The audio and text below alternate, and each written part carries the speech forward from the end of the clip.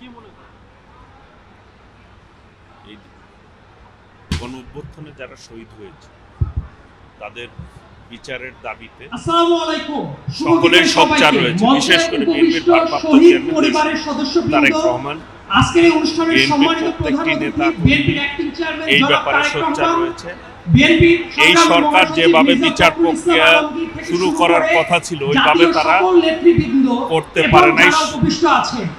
সভাপতি আমার সশস্ত্র জনগণের ভোটে যদি বিএনপি আজকের দিনে যে ক্ষমতায় মুহূর্তে আসে, দাঁড়িয়ে আমরা কথা দেশনায়ক বলছি, তারেক ঠিক রহমানের গত নেতৃত্বে বছর, ইনশাআল্লাহ এক বছর এই আগে যদি আমরা ফ্ল্যাশব্যাকে হত্যার একটু চলে সকল যাই, হত্যার তাহলে বিচার দেখা ইনশাআল্লাহ যাবে বাংলাদেশে দেশের মানুষের ভেতরে একদিকে যেমন আপনারা কি উৎকণ্ঠা বলবেন ছিল, 2024 এ আরেকদিকে দেশ চলেছিল আমাদের একটা নতুন স্বপ্ন, সেই নতুন 2024 একটা এ সূর্যোদয় ঠিক তার প্রান্তে আমরা বসেছিলাম। চলেছিল ইতিমধ্যে বহু সহযোদ্ধাদের আমরা রাস্তায় হারিয়েছি, যাদের স্মৃতির প্রতি আমি আজকে এই মঞ্চে এসে কয়েকটা রিফ্লেকশন দিতে নিজেও অনেক বেশি আবেগতাড়িত হয়ে গেছি।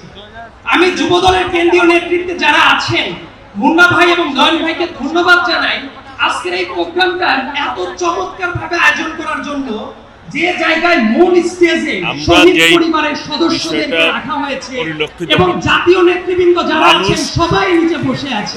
14 সালে ভোট দিতে পারে নাই, 18 সালে দিতে পারে নাই, বাংলাদেশ জাতীয়তাবাদী 24 সালে ভোট দিতে পারে নাই। তার একটা এই যে রিফ্লেকশন এই মঞ্চ থেকেই হয়ে গেল বলে আমি মনে রাজনীতি, করি। গণতন্ত্রের যে একই সাথে রাজনীতি, মানুষের অধিকারের যে কয়েকটা ভিজুয়াল এবং ডকুমেন্টারি দেখানো হয়েছে, রাজনীতি, আমার কাছে মনে হয়েছে বিষয়টা হচ্ছে জুলাই নিয়ে যত ডকুমেন্টারি হয়েছে বাংলাদেশে মানুষের তার মধ্যে ভিতরে অন্যতম সেরা কয়েকটা একটি কাজ কিন্তু আজকে দাবি প্রদর্শিত রয়েছে হয়েছে। যে তারা তাদের সেটা শুধু পছন্দমতো আমাদেরকেই সরকার না, গঠন বরং করবে। শহীদ পরিবারের যারা ছিলেন, ফ্যাসিবাদ আমি লক্ষ্য করে বিদায় দেখেছি হয়েছে, দুজন শহীদ গণতন্ত্র সামনে পরিবারের আসবে, দুজন এটাই বাবা কিন্তু স্বাভাবিক। ওই সাইডে কান্নায় এই ভেসে যাচ্ছে। একটি নির্বাচন, সুষ্ঠু জুলাইতে আমাদের নির্বাচন মনে মানুষের, কেন এত দাগ কেটে এটি যায়? কিন্তু এর মৌলিক দাবি সম্ভবত কারণ হলো বাংলাদেশের একটা। জনগণের। সেই ওই মৌলিক বয়োবৃদ্ধ বাবারা দাবিটা তাদের সন্তানদেরকে এখনো যেভাবে পূরণ হারিয়েছে, করতে এই একই সরকার সাথে এই স্টেজের ডান পাশে সক্ষম এমন হয় ছোট নাই। ছোট কিছু বাচ্চা যত আছে তাড়াতাড়ি যারা হয়তো জানেও না নির্বাচন তাদের দিবে, বাবা নাই। দেশে তত তারা তাড়াতাড়ি যত বড় হতে স্থিতিশীল থাকবে, পরিবেশ একটা আসবে। পর্যায়ে তারা এটি শুনবে যে আপনি তাদের প্রশ্ন বাবা এই করেছিলেন দেশ যে মাতৃকার জন্য দেশের